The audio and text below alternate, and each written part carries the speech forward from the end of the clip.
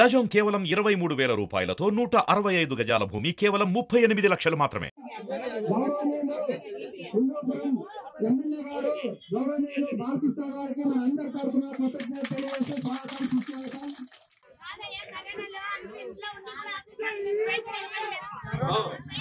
దాడి కూడా చేశారు ఒకసారి, 2 సార్లు చేశారు. అంతో 2 మహిళలు గాయపడ్డారు. అంబేద్కర్ సర్కిల్ దగ్గరేమో 2 మహిళలు స్పృహ కోల్పోయారు.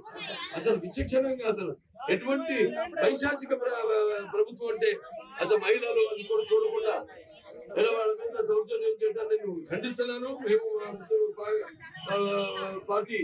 పార్టీలన్నీ కూడా ఖండిస్తున్నాము. ఇటువంటి ఒక నియంత్రిత ధోరణికి త్వరలో తుది ముట్టించాలి.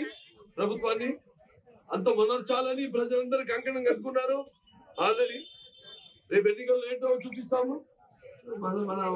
అని ప్రతి వాళ్ళు ఆ ఎన్నికలు ఎప్పుడు వస్తాయని ఎదురు చూస్తున్నారు.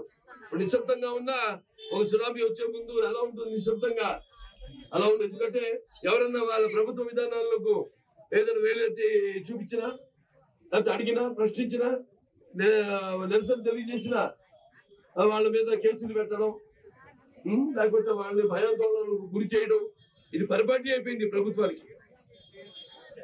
ఎవరు భయపడాల్సిన పని లేదు. మేము అందరం కూడా మీతో ఉన్నాం. తప్పకుండా మీకు న్యాయం చేస్తాం. రేపు ప్రభుత్వం వచ్చాక తప్పకుండా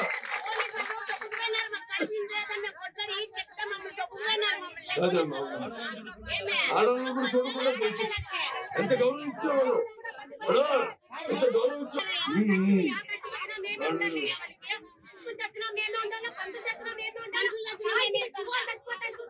మంచి కాదు, ముందు ముందు అంటే ఆశ బతకాలి. మన ఆశ కాదు, జరిగి తీరుతుంది తప్పకుండా.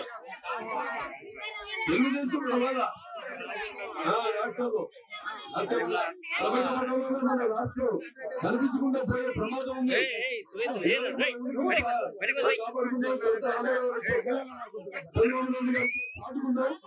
మళ్ళీ మనం మన ఉనికిని కాపాడుకోవాల్సిన పరిస్థితుల్లో ఉన్నాం ఈ రోజు. మనం నా తెలుగు వాళ్ళు ఉంటా.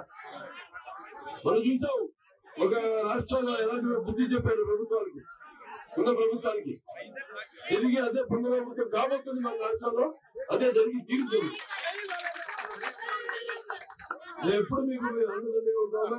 ఏమున్నా లక్ష్మి గారు ఉన్నారు, మా వాళ్ళంతా ఉన్నారు, కార్యకర్తలు, నాయకులు ఉన్నారు. మీరు ఏమున్నా కూడా మీ అవసరాలు ఏమున్నా కూడా తెలియజేయండి. తప్పకుండా మీ అవసరాలు మీ కోరికలు ప్రభుత్వం వచ్చాక తప్పకుండా పాటించారు.